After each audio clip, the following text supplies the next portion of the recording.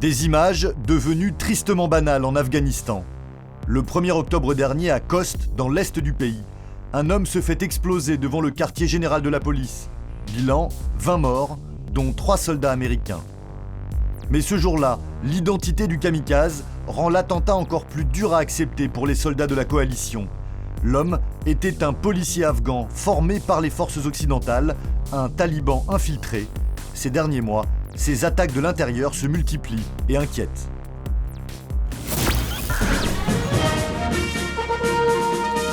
Un soldat afghan a tué 2 soldats de l'OTAN dans l'est de l'Afghanistan. L'année dernière, 35 soldats de la coalition sont morts sous les balles de leurs collègues afghans. Avec les derniers incidents recensés, ce chiffre est passé à 51 morts à cause des infiltrés cette année. Lorsque ces infiltrés ne sont pas des kamikazes ou qu'ils parviennent à s'enfuir, ils sont accueillis en héros par les talibans. Sur ces images diffusées sur une chaîne talibane, ce jeune homme qui vient d'abattre un soldat américain a droit à tous les honneurs. Cet autre homme de 20 ans avait prévu son coup depuis qu'il s'était engagé dans l'armée afghane. En mai dernier, il a retourné son arme, tué un Américain et grièvement blessé un autre. Il répond, fier et le sourire aux lèvres, à une interview. Quand j'étais dans l'armée, je me disais en permanence, quand est-ce que je pourrais avoir une arme pour tuer des infidèles ? Quand j'ai tiré sur les Américains, ils étaient en train de regarder une carte. Je me suis échappé avec mon uniforme, mes munitions et mon M16. Cette stratégie des talibans plombe les troupes occidentales, et c'est le but recherché.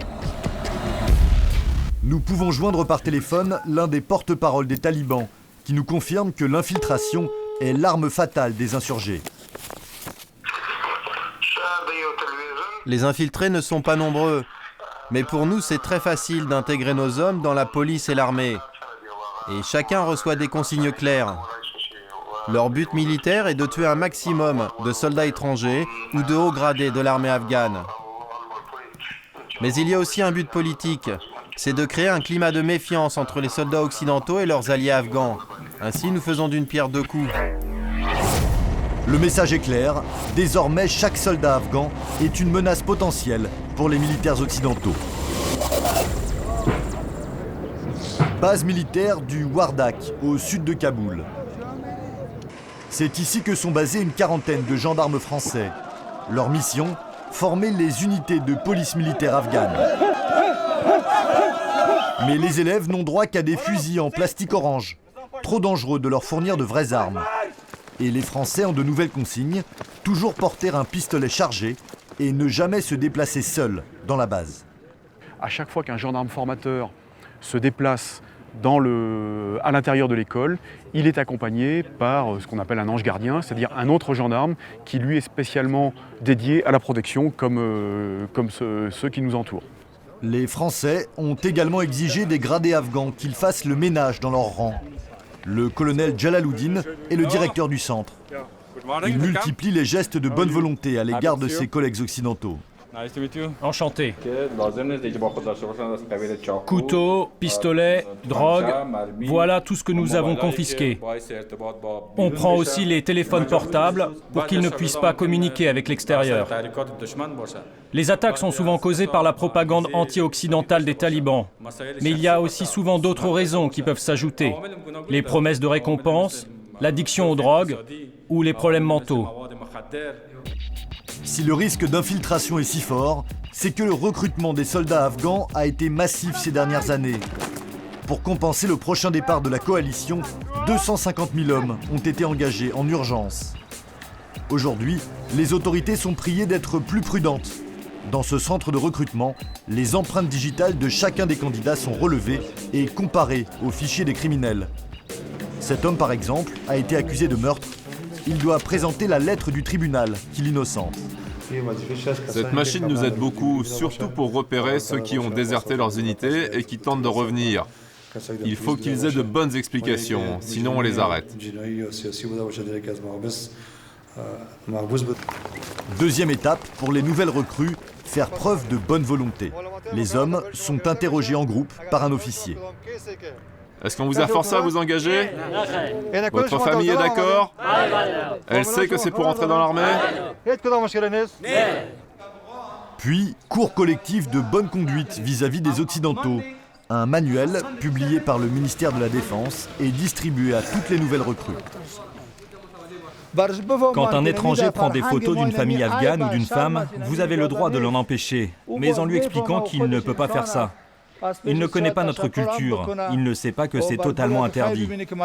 Dites-vous que s'il fait ça, c'est un être humain. Il ne faut pas que vous lui tiriez dessus, il ne faut pas que des disputes verbales dégénèrent en fusillade.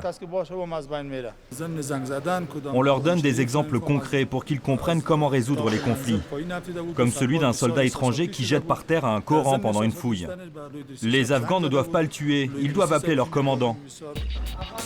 Des mesures qui paraissent dérisoires face à la menace d'infiltration des talibans. D'autant plus que 80% de ces hommes sont analphabètes. Le manuel de bonne conduite distribué sera très peu lu. Sous la pression des alliés, l'armée afghane doit aller encore plus loin dans le contrôle de ces hommes. Une commission de vérification de la police vient d'être mise en place. Sa mission, éplucher les dossiers de tous les hommes recrutés depuis 1 an. Chacun doit repasser devant un groupe d'officiers et répondre à leurs questions. Tu as quel âge, toi? Je sais pas, regardez dans mon dossier. Mais c'est à toi que je pose la question. Franchement, je sais pas. Un travail fastidieux et pratiquement impossible. Le pays ne dispose d'aucun fichier d'identité.